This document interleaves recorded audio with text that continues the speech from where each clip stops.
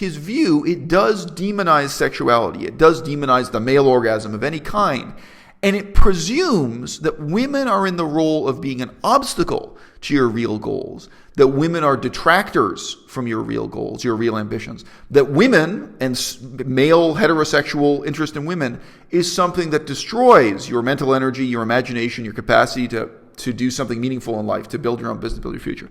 And that is, in a subtle and profound way, sick and evil and wrong. In a logical and philosophical sense, the flaw here is taking your own subjective experience of sexuality, treating it as a universal standard, and then looking at others and saying, hey, if you don't feel how I feel, really secretly you do deep down inside, you're in denial. Psychologically, you guys are fucked up. What you're doing is bad and demented and wrong.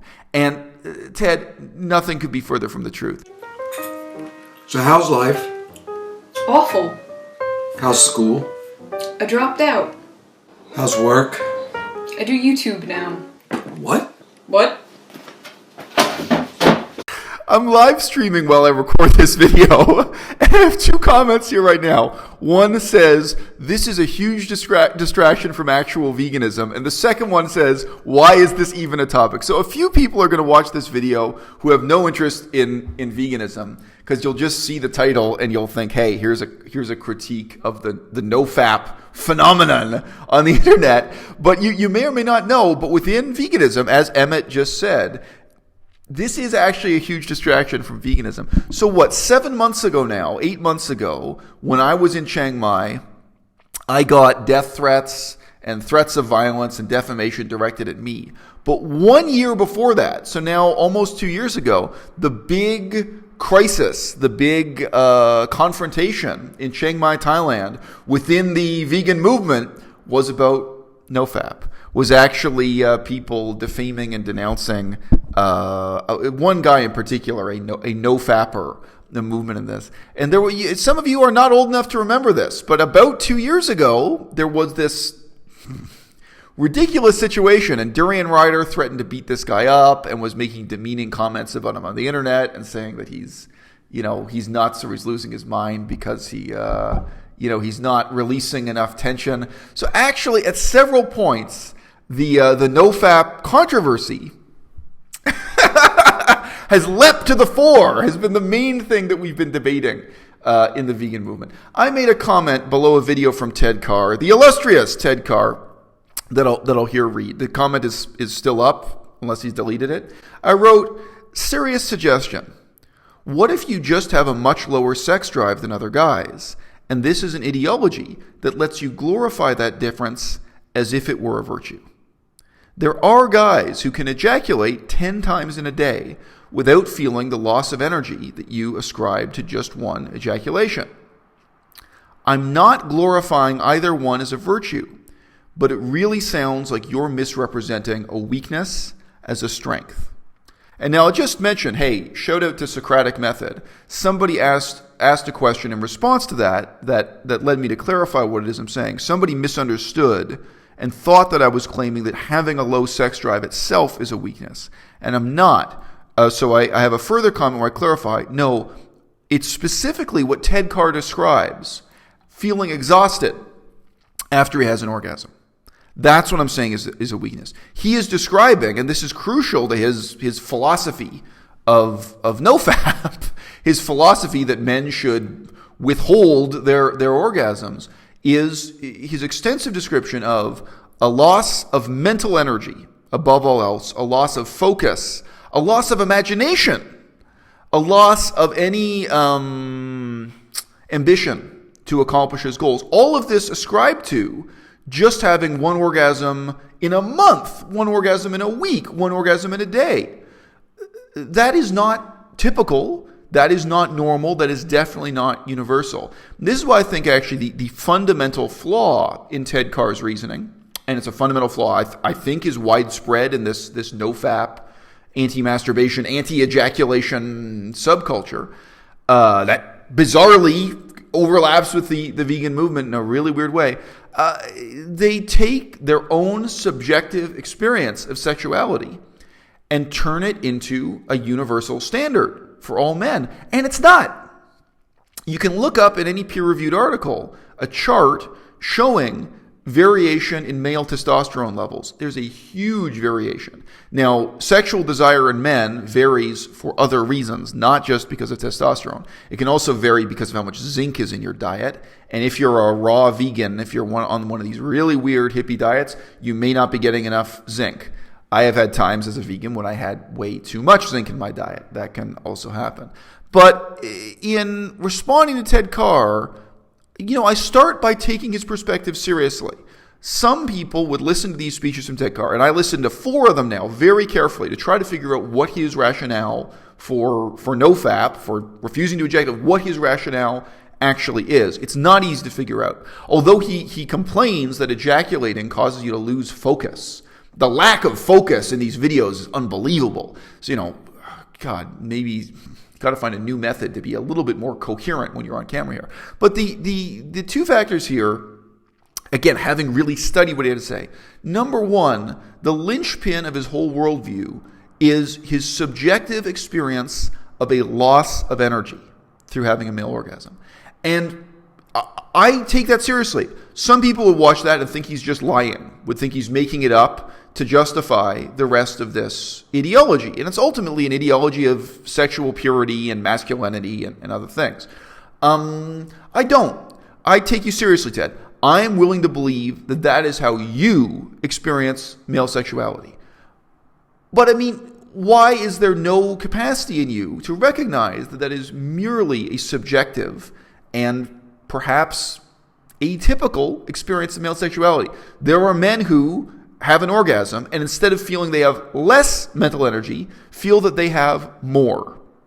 Why would that even be surprising? And dude, there are guys who can have 10 orgasms in a day. And I don't mean fapping. I mean full coitus, the whole process of sex between 2 parties, and have more energy, more ambition, more imagination. He's mostly talking about so-called mental energy, who don't feel that as an obstacle, as something draining their energies in life. It only stokes them up more. Would that surprise you, Ted? It's just as subjective as what you're claiming, but it's not bullshit, Ted. And I don't want to venture a guess as to how many men fall into which category and how many men fall in the middle. But what Ted is doing here, it's not dishonest, but it is fundamentally flawed in the same way that, for example, a bisexual person, a bisexual man, might take his own experience of life and assume that it's universal. And I've known bisexual men and bisexual women, and many of them can reflect that at some point in their lives, maybe when they were a little bit more immature or engaged in more wishful thinking, they did think that. A lot of bisexuals went through a phase where they looked at the world around them and thought, all you people are bisexual. Everyone feels the same way I do, but you people who are in the closet, you people who either think you're 100% straight or 100% gay, you're psychologically fucked up. You're doing it wrong. You should figure out what I've figured out in life. And actually it's even nastier, but you can meet gay and lesbian people who refuse to believe that anyone's bisexual, who think that bisexuals are being dishonest, either dishonest with themselves in a psychologically messed up way, that everyone is either really straight or really gay. You can meet people who have these kinds of, frankly, deeply held misconceptions that are based on, it's based on the same thing that sympathy is based on. That's why I say it's not insincere. It's based on saying, this is how I feel, so I empathize, I imagine that you feel the same way I feel. And I don't. I've had conversations, when it's with older and more mature people who are bisexual. I remember having a conversation with a guy who was bisexual, and he was saying, well, yeah, but I assume everyone feels this way to some extent, like everyone's on a spectrum. And we're saying to him, nope. I hate to shock you, but some of us, I don't know, it doesn't even matter, maybe a minority, some of us actually are 100% heterosexual. And I think the fact that I'm 100%, I think it makes me more comfortable being around gays and bisexuals because it doesn't bother me. I think maybe if you're on the spectrum, if you're somewhere in the middle, you feel some ambivalence. The guys who feel some ambivalence, I can understand why they're uncomfortable, like being in a shower with other naked men. I don't feel that at all because it's nothing to me. To see a naked man to me is the same thing as seeing a car or a chair. Like, it's just nothing. But no, I've had those kind of conversations with people. So look, and look, I could make the mistake the other way. Someone could look at Ted Carr and say, no, this guy is deeply psychologically fucked up. He's in denial about his own sex drive. I don't think that at all. I think Ted is being sincere from his subjective point of view, his experience of male sexuality, about this terrible loss of mental energy he feels. But he's making the mistake of assuming that it's typical or normal or universal, that this is the general case, and that all other men should do what he does in order to have the little bit of focus and imagination and mental energy that he has. And the second thing that I think is crucial to Ted's view of the world here, and maybe to the NoFap movement in general, maybe not, there is a very peculiar kind of misogyny that comes out of this. Now, the word misogyny is overused. Maybe I shouldn't use it at all. There's a very strange way of blaming women for your problem that comes out of this, because his view, it does demonize sexuality. It does demonize the male orgasm of any kind. And it presumes that women are in the role of being an obstacle to your real goals, that women are detractors from your real goals, your real ambitions, that women and male heterosexual interest in women is something that destroys your mental energy, your imagination, your capacity to do something meaningful in life, to build your own business, build your future. And that is, in a subtle and profound way, sick and evil and wrong. Here, just listen carefully to what he says for 30 seconds. Not saying you should never touch yourself again. Not saying you should never have sex, never orgasm again. I've never said that. But when you don't do it so often, you just have so much more energy up top, up here for the brain. You have so much more energy in your Maybe you do, Ted. Maybe you do. Your body. You have so much more life force flowing through your body. You have so much more focus on other things in life then all of a sudden. And you don't have to recover from the down that comes from orgasming. You don't need to clean up the mess that comes after orgasming. You don't need to put all your imagination into fucking some girl. Your imagination instead goes to creating business or creating the life of your dreams or creating your dream family perhaps. Did you catch that? You don't have to waste your imagination on some girl. You don't need to put all your imagination into fucking some girl. Think about it, Ted. On a deep level, you've let this demonization of the male orgasm itself extend into what's really a kind of misogynistic view of women that demonizes them and demonizes their role in your life as an unwanted obstacle to creating a beautiful garden, pursuing your business, and what have you. And again, my experience is very much at the opposite extreme.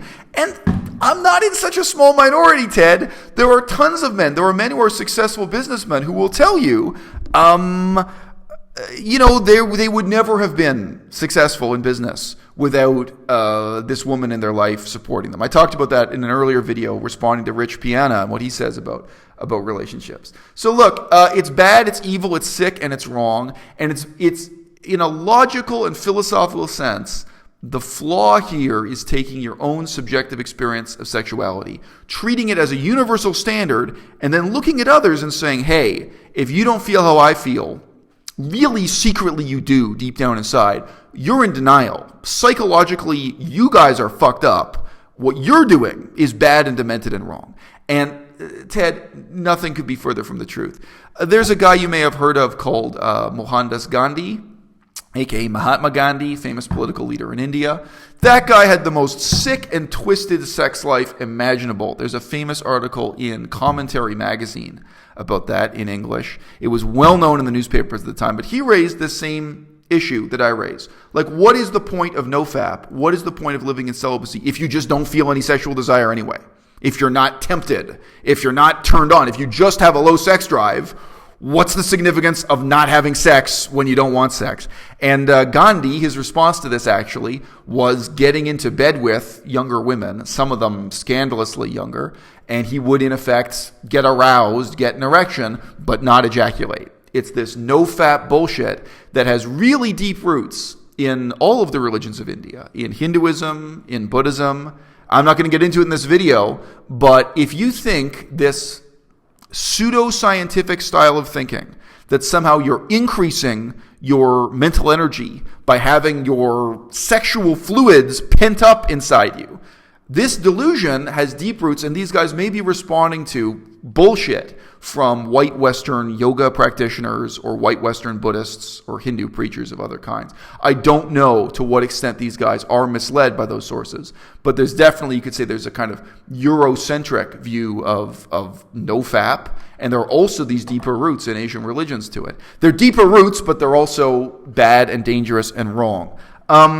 My view of sexuality when I first got involved with Buddhism, there was stuff in Buddhist philosophy that resonated with me, because in Buddhism, fundamentally, sexuality is characterized as something that's kind of like an ever-receding horizon, something that's infinite, but infinite in a kind of tragic and self-defeating manner. So, simple way to summarize the Theravada Buddhist view of sexuality is, it doesn't matter if you've had sex 100 times, you'll want to have it 101 times. It doesn't matter if you've had it 10,000 times, you'll want to have it 10,001. And that was something I could relate to. This tragic sense of sexuality as being something that can never be satisfied, and where in some sense it's meaningless to therefore to even try to satisfy it. Now again, maybe Ted Carr seems to be the opposite extreme, but I remember back when I was much more into Buddhist philosophy, I had one day where I got together with my girlfriend, and that day in total we had sex 8 times. That's not my personal best, Ted. It's not. And when we'd had sex 6 times, these are only the male orgasms we're counting here. The female orgasms are into the double digits or whatever. And then I left to go buy some food and come back. You can lose a lot of weight if you're in a loving relationship like this where you're having a lot of sex, because you forget to cook and you forget to eat.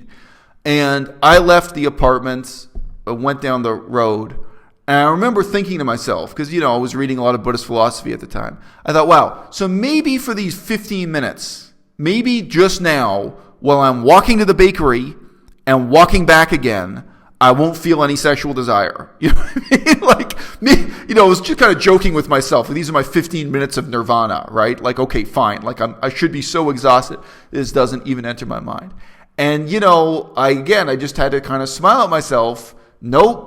On the way to the bakery, it was a good-looking woman next to me on the sidewalk, and I think she just made eye contact with me and smiled at me a bit or something. It was no big deal. But let me tell you something.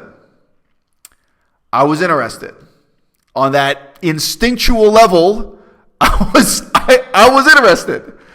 And again, in terms of his claim that you have a loss of energy or, loss of ambition or zeal, I think I had more. I think the fact that I'd had so much sex that one day, I was probably more amped up. Maybe if I didn't have any sex, maybe I wouldn't have even noticed her. The eye contact wouldn't have sparked anything in me. But I was not running out of spark. And like I say, I got the food. I went back to my girlfriend's room and we had sex 2 more times that day. We did 8 in total. But to me, coming back to the original comment I left below the video, what if this is just an ideology that lets you glorify this difference, ultimately a biological difference in your level of sex drive, maybe your level of testosterone, what have you? Why glorify this as if it's a virtue? My point is not that having a high sex drive is a virtue, is not to glorify a high sex drive, is not to glorify a low sex drive. I think we're just into a category of human sexual experience that has remained in the shadows at a time when, the gay experience, the bisexual experience, when all kinds of other perspectives on sexuality have gone public. It's much more rare, even if you're sitting with a group of heterosexual guys, to talk openly in a down-to-earth way about what it's like coping with a really high sex drive, or like in Ted Carr's case, what it's like coping with a really low sex drive. You can look at the medical charts. You got 3 standard deviations and more of testosterone levels in men. There's just enormous biological variation. And it has never been put into a category that got highly politicized the way gay, bisexual, and straight were. So I think this is something that a lot of us, I guess, are still in denial about. Look, Ted, you may not believe me. Some of us can have sex 8 times in a day and feel even more energetic and still be going for 9 and 10. And some of us can have loving relationships with women in our lives in which the women actually help us achieve our goals, in which the women positively inspire us to achieve our goals, in which, like, even if it's just having someone who cares about you and loves you and talks to you about your goals in life, even if she's not involved. Like, look, let's take the most stereotypical male-only activity. Even if you are a dude and your passion in life is fixing up old cars. You know, these guys who have a garage and they buy a broken down car from the 1960s and they fucking repair the car. Yeah, you know what? There are very few women, very few heterosexuals who are into that. There are some. It's very likely, if that's your passion in life as a man, that the woman in your life is not going to be in the garage with you, helping you fix that car. But you know what? Your relationship with her can still be a wonderful, positive, motivating, inspiring part of your life that even is positively helping you achieve that goal. There is no reason to assume, as Ted does here, that these women are kind of like vampires. You don't need to, put all your imagination into fucking some girl.